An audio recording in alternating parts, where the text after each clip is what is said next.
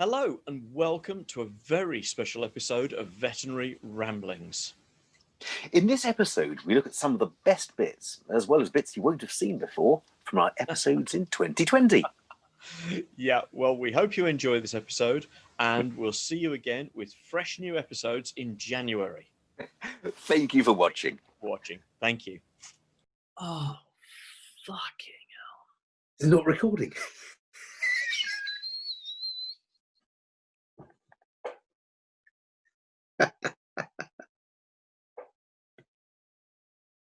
Julian, that cannot be a hair. That cannot be your hair. No, I've got a spider. I've got a spider on my eyebrow. That's awesome. That's awesome. I've been sitting still so long that a spider has started doing a web on my eyebrow. Well, was that Robert the Bruce? How do you think we get these? I don't grow these. These are all woven for me by my own colony of spiders. They're doing a good job there. Yeah. Was it Robert the Bruce, Graham, who was saved by a spider? No, was that not Flora MacDonald?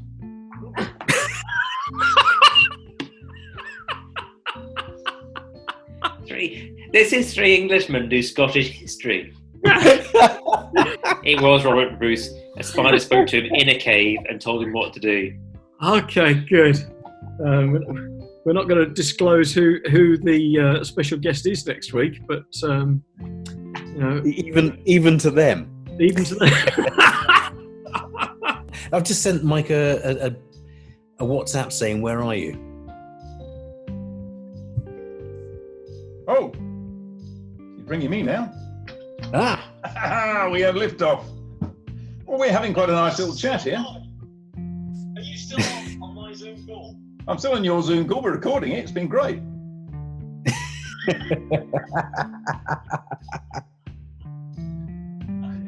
ain't gonna let me back in. Well, you haven't tried to get back in. How can we do that? What do you mean I haven't tried? Well, there's no evidence on here. How are you getting in? Have you paid your phone bill?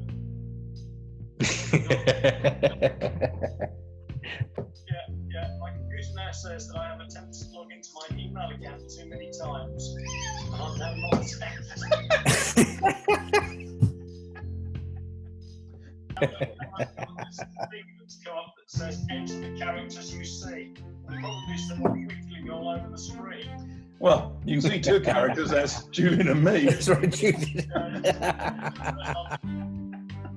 Professional. Oh, do you want to try this again tomorrow night? Clean white. Yeah. It might be better, mightn't it? It may very well be. Or not. Part two. Or not. Part two, couldn't we? Yeah, fine. And do you want to book out a slot for Wednesday and Thursday as well, or Friday? Oh, ye of little faith. We're going through to July. Is that all right? We might get through July. Oh, he's back. Yay! Right, turn that off. Yes. Oh, God. That stems from a time when I was working at Eland's, and one of the clients came in and they said, "I saw your dad last week."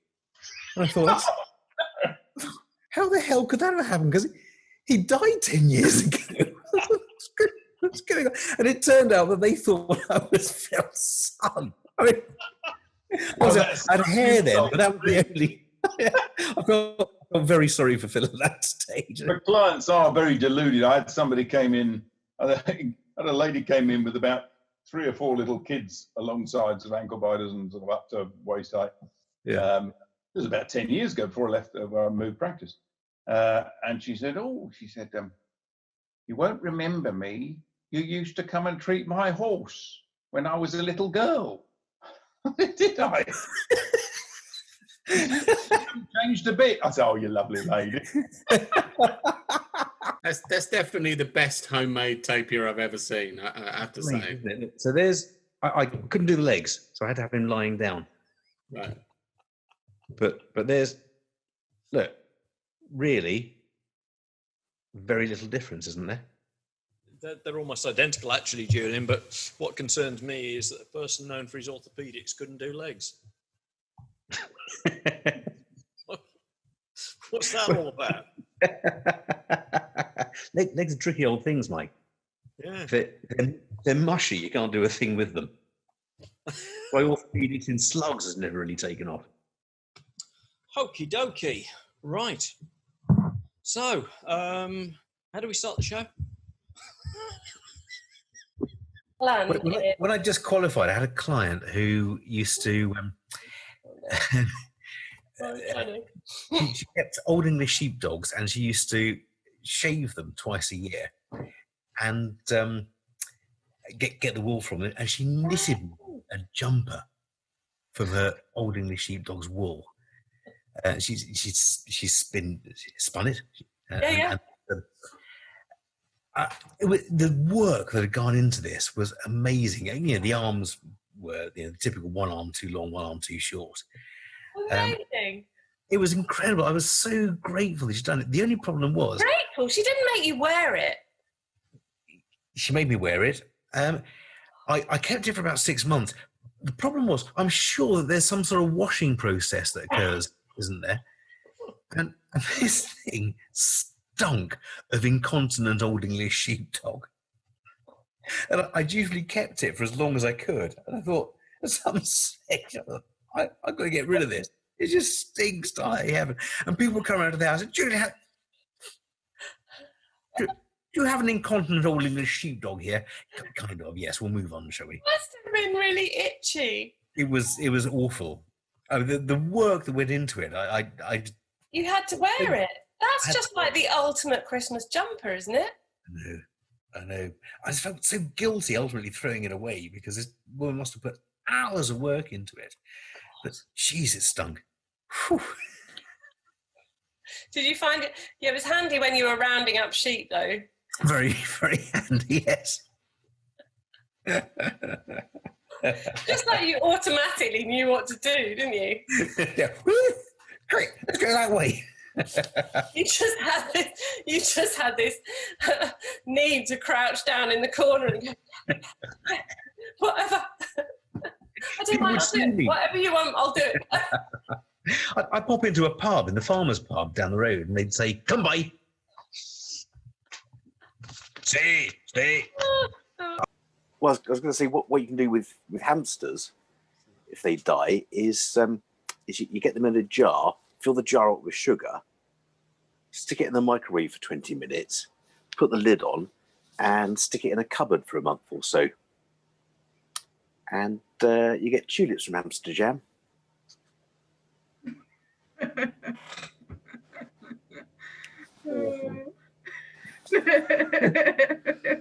Actually, Julian, what I thought I'd do is I thought I'd turn it into a little pair of finger mitts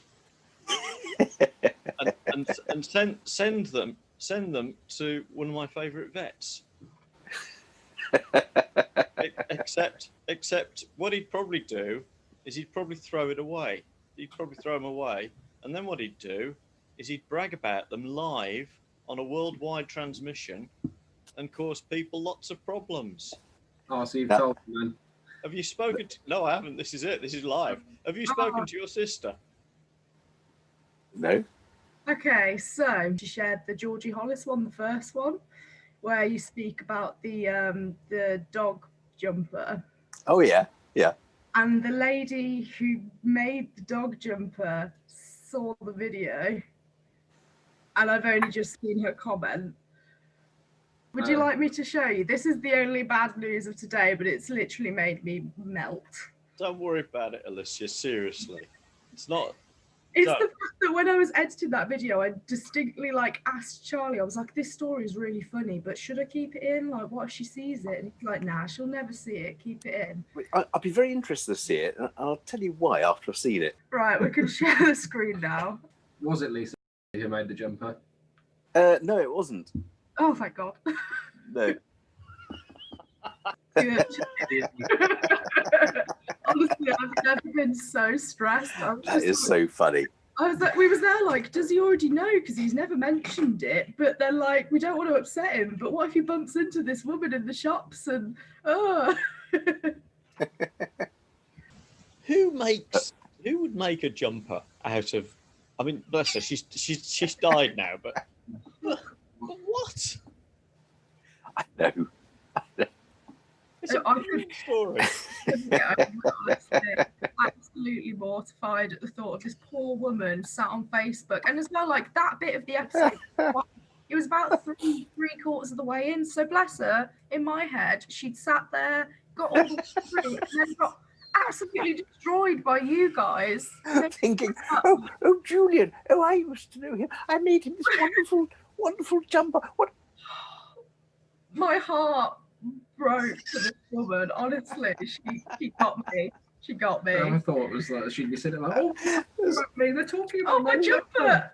It's brilliant. It's absolutely brilliant. But I still cannot get through my head somebody sitting there and teasing out all the fur to get it. What? Or was it just the skin? He was going to like get me to calm down about this situation that I'd built up in my head. He was like, well, at least it shows he's worn it. And I'm like, that's not the point. He chucked it away. Like, I can't, honestly.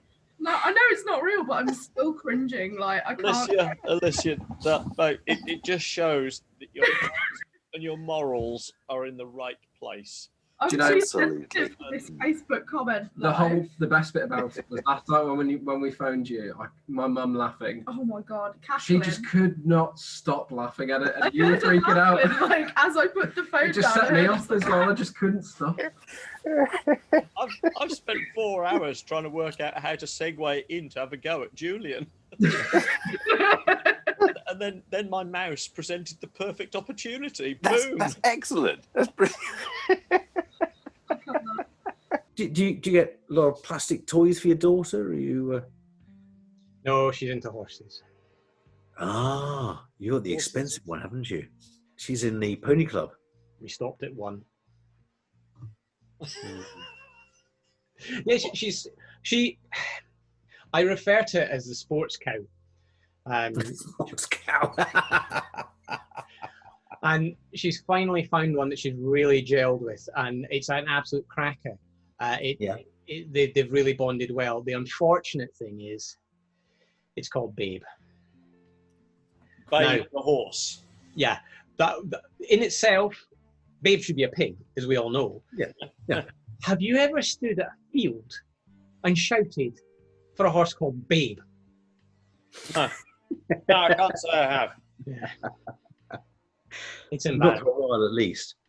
Everyone's calling for Misty or, proper named horses. Diablo, whatever. Babe, come here. Can't you change its name? Bad luck.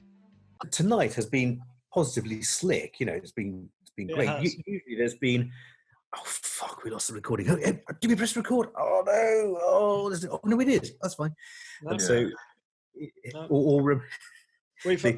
we've had dropouts on Zoom. We've had Tesco deliveries. We've had my light melted. Oh yeah, your light melted one evening. I lost my hair one evening. It's back now, Mike. You're okay. Yeah. So this is. I've kept mine, although I've got the lockdown locks and the corona curls now. I didn't want to say that you were looking a bit hippie-ish there, Anthony. Yes, yeah, no, it needs a cut. We're not really quite sure what we're intending to do, are we? Because it all started off with a very drunken conversation just near the beginning of lockdown. That, yes. Mike and I had done a couple of lectures in the past together, sort of double-handed ones, and we thought, what wouldn't it be good during lockdown to just do one of our Mike and Julian lectures and get it out if anyone's interested in watching it, whatever. And then a couple of drinks later, it was, we should do a weekly podcast, isn't it? Yeah. It's easy enough to do. I just have another one. Yeah. Yeah. And next thing we both knew, we're on number 5 and thinking, hang on. Hello, Julian. Hello there, Mike. How are you? I'm excellent, thank you very much. And I'd like to welcome everybody to the next series. Is it season 2? Season 2, episode 3 of Veterinary Ramblings. Episode 2, is it really? Episode 3 of Veterinary Ramblings. Yeah. Series 2, episode 3. Great. Right, Great. so we've got to. So now we know what we're doing. We better do it properly, haven't we? So. Well, we're thoroughly professional now. We've got a whole season under our belts, haven't we? Yeah, absolutely. So. Yeah. But that's interesting. I mean, I'm rather intrigued to see at this point what Julian's Veterinary Ramblings CPD certificate looks like. Actually, we've been covering a lot of ground and a lot of drinks as well, but we feel very strongly that we're providing a bit of CPD. Yeah, we believe that we're providing CPD as according to the RCVS guidelines and regulations. Oh, this is quite important then, isn't it? This thing, I didn't realise. Yeah, I thought it was just a drink amongst mates, but no, we're just 3 bull old gits, aren't we? Otherwise, but here we go. So I've done it. Now this is a certificate. Perhaps we should actually finish the CPD, because obviously one of the RCVS regulations for CPD is not just either the presenting of the CPD or the listening to the CPD, but one of the most critical elements of the CPD, and which is why Veterinary Ramblings is going to qualify as veterinary CPD, is that we all take a moment to reflect on the CPD delivered and the quality stuff on analgesia that we've listened to this evening. So I think in that case we should probably take a moment to reflect. Let's do that.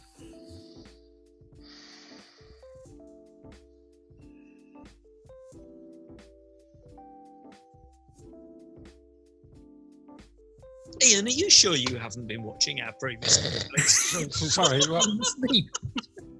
Sorry, sorry, I had a bit of a sneeze there. Apologies. It's quite funny about how you're organised on my screen. You both stared at me, which is really quite disturbing. But we today remain the only Royal College of Surgeons, those in the UK, where our surgeons are not known as Doctor, they are known as Mr.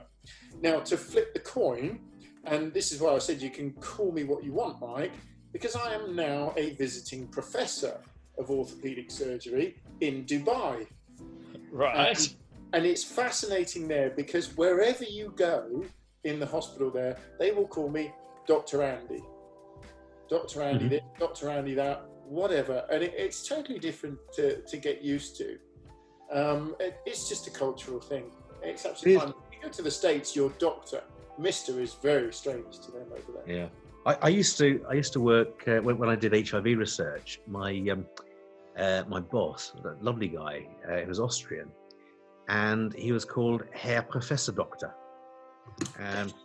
Now he was a medical doctor, so he got a medical doctorate degree. He then did a PhD, and so technically he called himself, or was allowed to be called, Herr Doctor. But then he became a professor, so it became easier because it was Herr Professor Doctor, not as clumpy as Doctor. Then we sort of go, and cut, and it just gets cut out. And then they cut that piece and put it in specially. Yes, it's all seamlessly cut. Can I just tell you a story about that situation? Okay, so there was a television program called Pets Behaving Badly, and whenever these sorts of things happen, the producers or their researchers get on the phone to all sorts of veterinary surgeons and say, "Oh, do you know of a client who has got a pet that would work for this?" And in this particular case, I had a client with a little parrot, and this parrot was basically imprinted on the owner and basically wanted to breed with the owner. He was a hand-reared bird, so so you get the picture. So lots of bad behaviour, and anyway, it all sort of worked out well. So the television crew went to her house, and this was a middle-aged spinster pillar of the local church and all that sort of thing. And they filmed all morning, and then they broke for lunch. And during the lunch break, the little parrot flew over and did its normal thing, which was masturbating on the owner's head. And of course, the cameraman caught it. And this poor lady was absolutely devastated because the only thing they showed of her in the real program when it came was this little clip. And you imagine, she was distraught, and understandably so. Good evening and welcome to episode 5,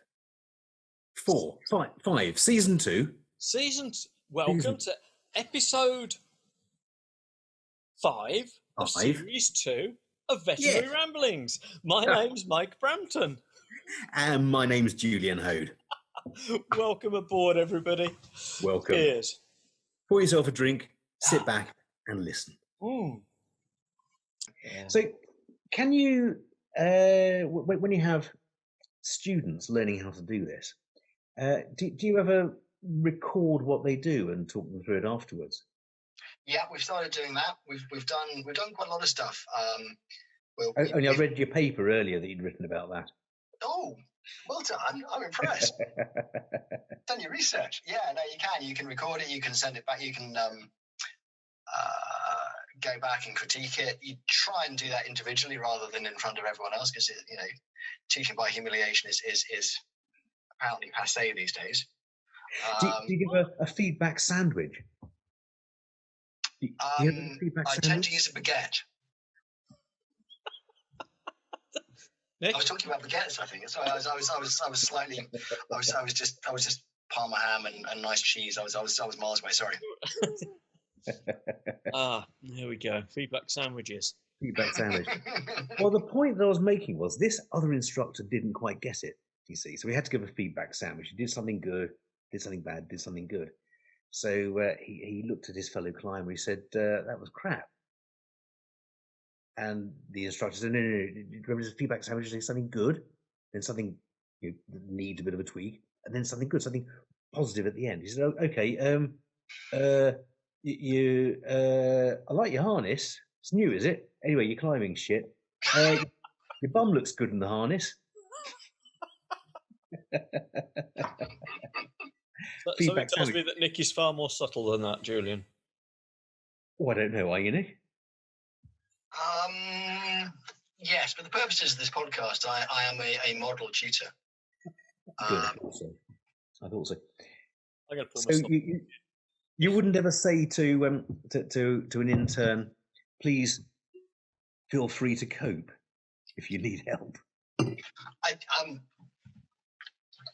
would occasionally use, obviously purely in jest, as a supportive trainer. I would only use that to someone who I felt was ready to cope with that level of banter, shall we say?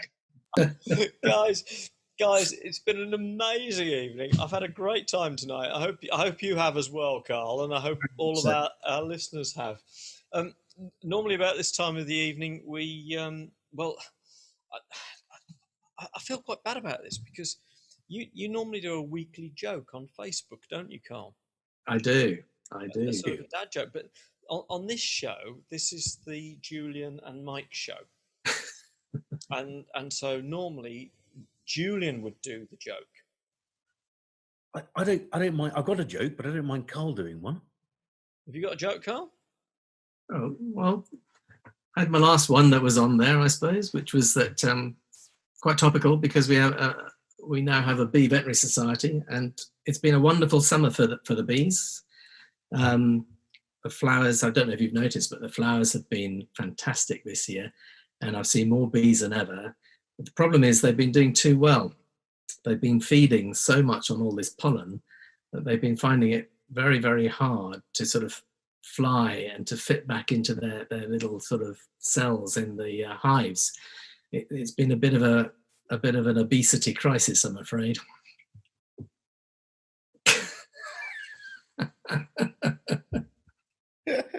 Brilliant.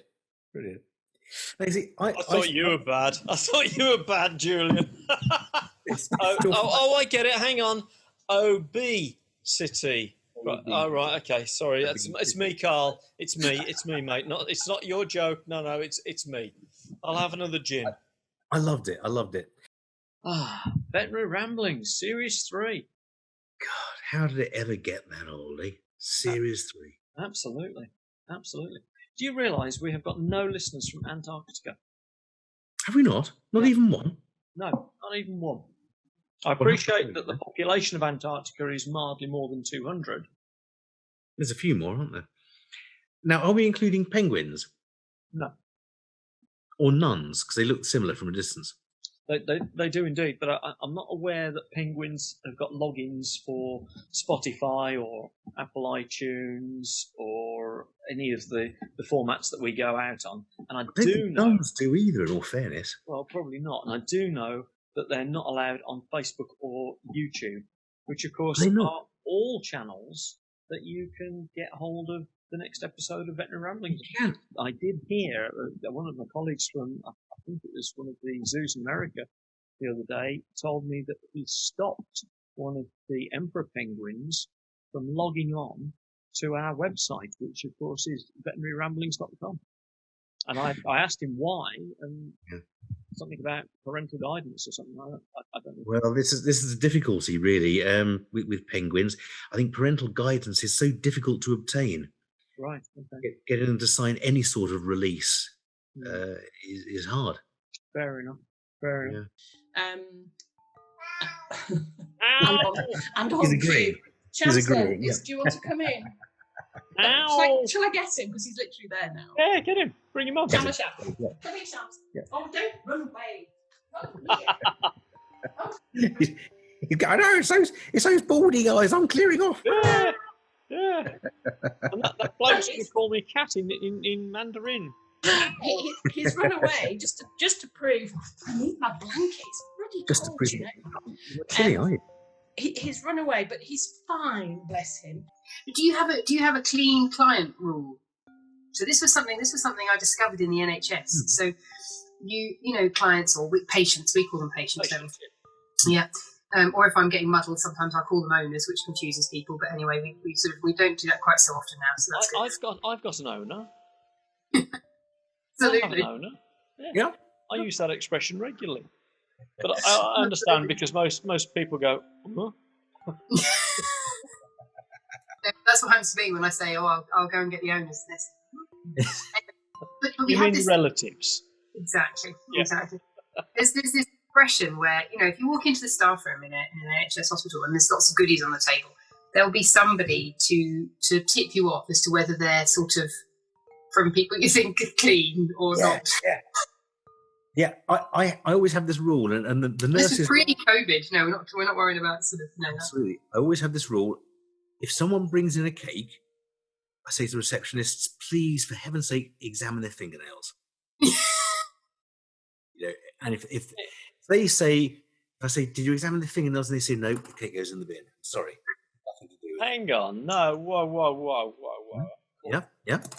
I've met some of your nursing team, and a lovely nursing team you've got as well.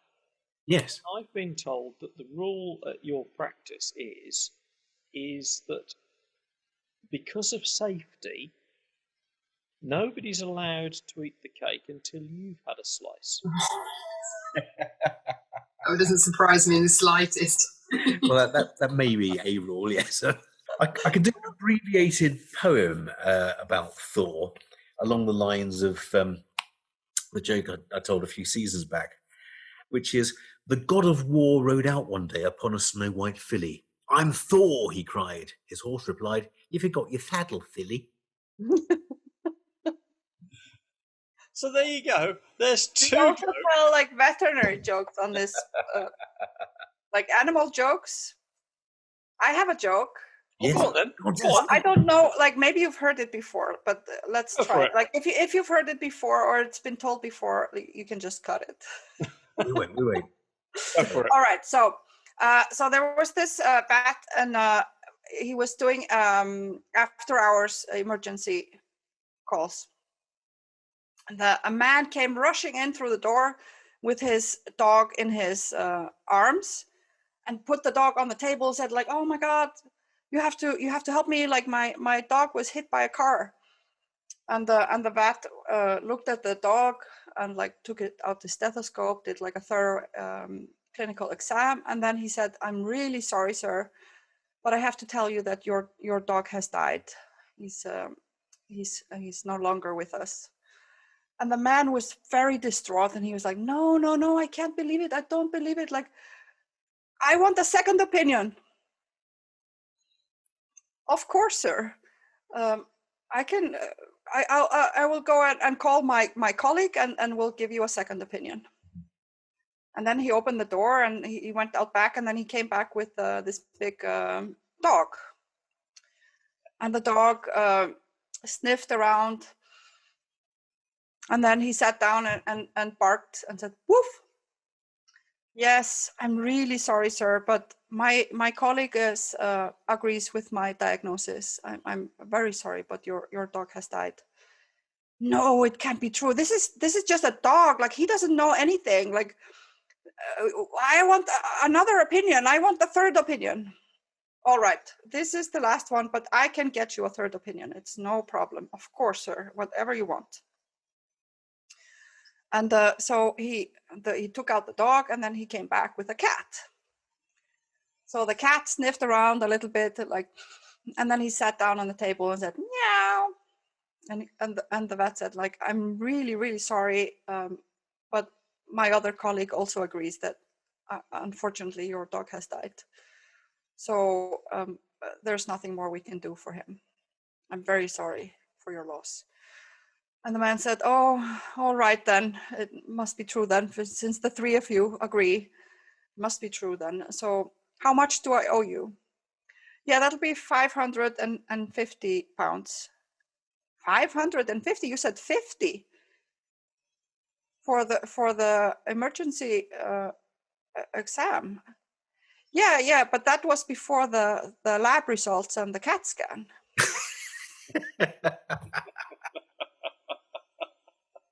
What a magnificently handsome ginger cat you have there. That's a nice collar. So do you know what the collar is? It's a Buster collar, is it? Has he had some No, surgery? it's not. It's a Birds Be Safe collar. Oh. And what it is, it's got reflector on it, and it's simply a scrunchie on a breakaway collar. Right. And what it does, they're very colorful, and they were developed in Australia because of course, the decimation of unique indigenous species there. But they are really, really good at. He's an extremely good hunter, and as long as he's wearing this, which is all the time, he is unsuccessful at catching birds. Oh, because really? birds respond to color more than they do to like color and movement more Right. than they do sounds. As we all know, bells don't work with a diddle. Belling your cat doesn't make any difference, but the collars really, really help. So, yeah. What a great idea. Is it a Couple of bird studies. BC? Birds Be Safe. Birds Be Safe. Be Safe. They are, and there are a couple of studies, independently done studies that have proven a decrease of something like 87% of success rate in kill. Wow, that's incredible. Yeah. Superb. So you say that comes from Australia? Well, that's where it was developed, and now, of course, you can get them on Amazon or whatever. But yeah. I think other retailers are available. Although they won't be for much longer, the way that Amazon's buying over the world. Don't humour him, Jane. Don't humour him by laughing, please.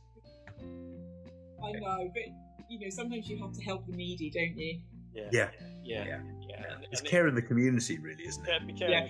I don't remember anything that Julian ever lectured to me about, apart from his Strider joke.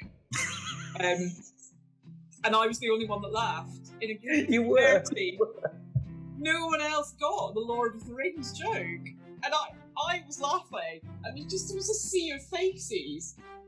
And when you think, have I got this wrong?